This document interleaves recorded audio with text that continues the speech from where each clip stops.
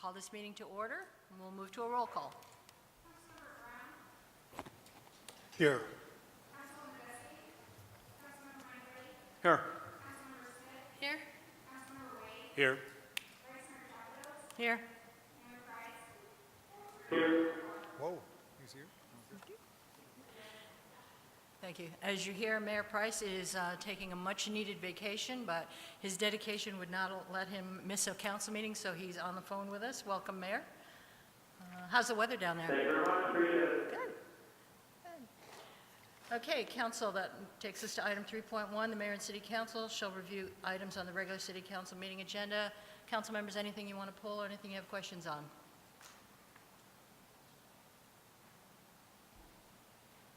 Seeing none, we'll move on to item 3.2.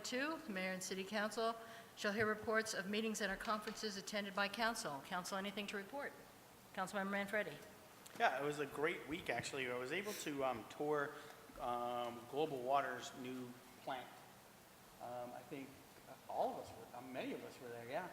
And it was a great way to see how they're reinvesting in the community. They put $30 million over the last 3 years in this new plant, so it's pretty cool. And I don't think I'd ever get the chance to stand on top of one of those things that spreads everything around, and it's actually pretty cool. But it was great to see and to talk about the investment. When I talked to John while I was touring, he said he's open to having schools come out and things like that. So if you're a teacher in the audience or watching at home, you know, get in touch with Global Water. It's pretty cool. And I think kids would love to go out and check it out. What else was there? Oh, Salsa Festival, right? We attended Salsa Festival. It was a great thing. We're going to have to get some more salsa contestants in there because Crazy Cranberry just takes it away every year. But then again, it is good stuff. But it was a great event, and that's it. Thank you. Anybody else? Yes, Councilmember Brown. Mr. Mayor, I agree with my colleague that Global Water experience was very exciting, especially since they've done a lot of expansion past 10 years, remarkable in their plant and their campus. I was very much impressed. Also, the Salsa Festival had a great crowd. I think it's the largest that we've experienced. I might be wrong on that, but I think it is. Also, we went to the MUSD candidates night for the selection of new superintendent, which was interesting. We also went to the Planet Fitness ribbon cutting on the 27th. On the 28th, I spent all day at University of Arizona in Tucson for a water conference, which, as you know, is my pet. We had 300 attendees, 22 presenters, and including academicians, water law experts, the Central Arizona Project people, as well as the Arizona water people. What it's come down to, apparently, that the conclusion is that due to the snowpack that's diminishing every year and global warming, that in the next 50 years, Arizona is going to be in real trouble, not only in terms of the Colorado probably drying up because of the lack of snowpack, but the Lake Mead will be under great distress. In fact, I remember a couple of years ago, the Secretary of Interior was threatening to call the emergency at that time.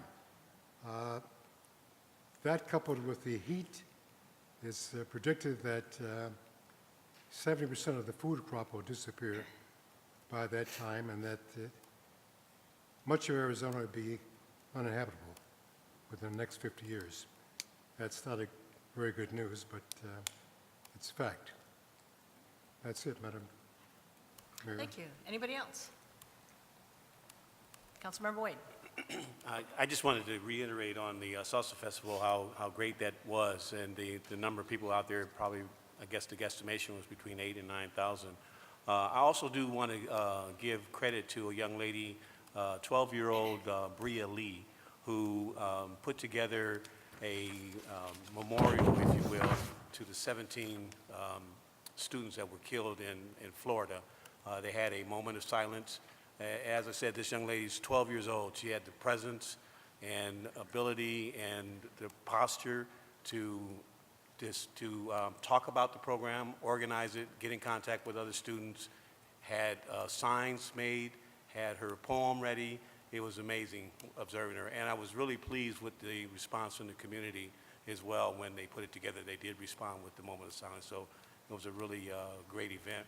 And then finally, of course, there were a number of community churches that held sunrise service over at Copper Sky on Sunday for Easter Sunday. A number of churches were represented. I know Mount Moriah was there represented, and others as well.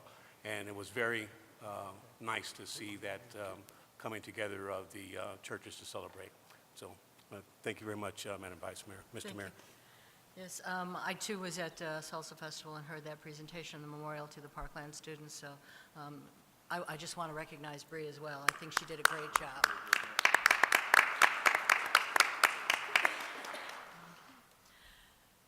Seeing no one else, that'll move us to item 3.3. The mayor and city council share a presentation update on the subdivision and zoning code update. Rudy. Vice Mayor, Mayor, council members, if I could have the presentation up. Council members, this is to provide you a quick project update of where we're at with this city council giving city staff the execution of going ahead and updating our subdivision ordinance. What you'll see is a presentation from our consultant, Jessica Sarkeesian, with the Planning Center, provide you a general update where we're at. I'd like to say that we're somewhat 40%-ish down the timeline of the project itself. We've gotten a lot of good internal feedback with the public, but just we'll give you a quick update. Briefly, if I can get this, there you go. Just to reiterate or at least recap of why we're doing this. In 2003, we incorporated, and at the time we adopted the Pinell County subdivision ordinance. In 2006, 3 years later after that, the city went ahead and adopted its own city Maricopa subdivision ordinance. And what we realized about that time, the boat has already sailed at that point in 2006, because everything that was entitled prior to 2006 under the county jurisdiction. Around 2006 to 2010, we had the recession and really didn't able to apply that subdivision regulations until more recently, as of 4 years ago. And then 4 years ago, we realized there's a lot of stuff in here that are somewhat post or pre-recession, no longer applicable to today's development realm, which is why we are in dire need of this subdivision update to put us in the right direction in respect to, our policy documents that we established in the zoning code, the Plan Maricopa, general plan, and other policy documents of the city. In 2016, we did a minor text amendment to coordinate with other policy documents from the transportation area plan and updating the city's road sections, which we were successful in amending the text code, text amendment, and passing it through the city council. And as I mentioned, with the initiation of this city council giving us the go-ahead and green light to get the service contract of a consultant to help us out, the major update of doing the subdivision code update. With that, I leave it on to our consultant, Jessica. And then it's each one. Okay. Sorry. Thank you. Thank you, Rudy.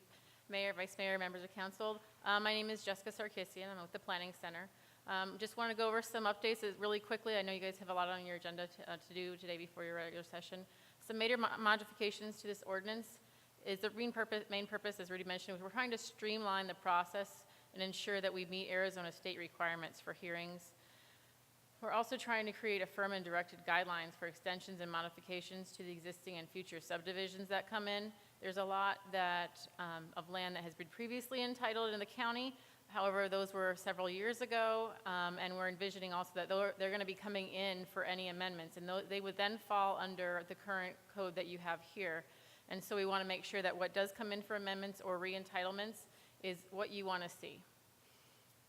Also inserting processing graphics, flow charts, and tables for better understanding of steps. That was an important fact that the stakeholders were asking for. They wanted something clearer to understand, something that when they went to their financial institutions, they could tell them exactly what was going to happen in the process. And just some more things just to clarify. Also, correct the subdivision ordinance to be in line with the zoning ordinance and the design guidelines for engineering. We found a lot of conflicts in there, and we just want to make sure that the better practice is the one that stays, and then also making sure that those are in the right location, if they're supposed to go in the zoning code, the design guidelines, or in the subdivision ordinance. And so because of this, we have to do some various zoning code coordinating touch-ups as well, such as updating the definitions, adding small cell wireless information because of things that have happened with the state, so that will be updated in there. Updating the sign code to match the federal ruling of content neutral, and updating the zoning code and subdivision code to complement each other and not conflict. And that happens a lot with different items where there's not one of the ordinances says which one supersedes the other. So we want to make sure that if items are not referenced, it says this code is more in line, or which code to go to.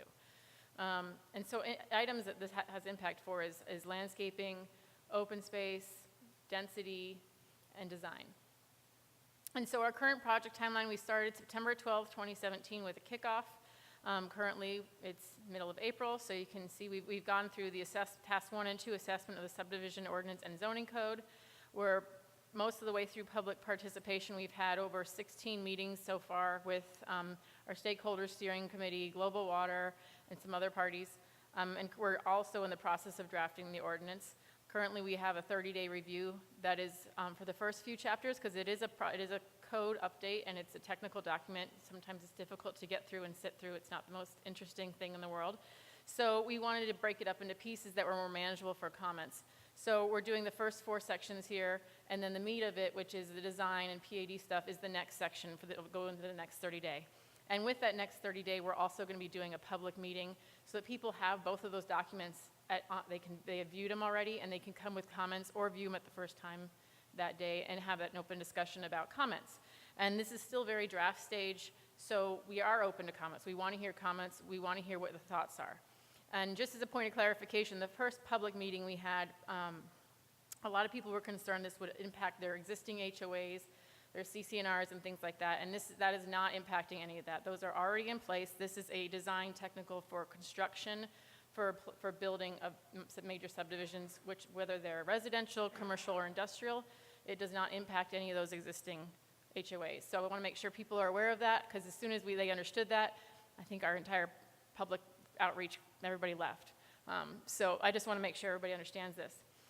So we're also been having discussions with legal counsel review, making sure that things that are in the subdivision ordinance are legal, and making sure that we update them to make sure the wording is correct in that, between the shall and mays and all that. And then also we're going to be doing, preparing the final ordinance. Once we get those 30-day, we're going to create an Excel spreadsheet and documenting all the comments we received, how they're being addressed, and how they're either being implemented or why the decision was not to. And then we'll be coming before you again with a little bit of work session, and then blessings from commission and council. And then at the same time, we're also going to be doing updates, as we said, to the code and the design guidelines. So when we do that, we're going to make sure that we time it very carefully. We want to make sure that there's no lapse in time when codes and ordinances are not active. So you might see something, they might follow one right after the other in the same hearing, or else we might do it in pieces just to adopt one and not remove the other, just so that there's no gap, because there has been instances where that has happened in other jurisdictions, and there's about usually a 10 to 20-day period of all of a sudden a lot of building permits going through. So we want to make sure that's not going to happen here, and you guys get the best of everything. And we're anticipating adoption in September of this year. So if you have any questions. Thank you, Jessica. Council questions?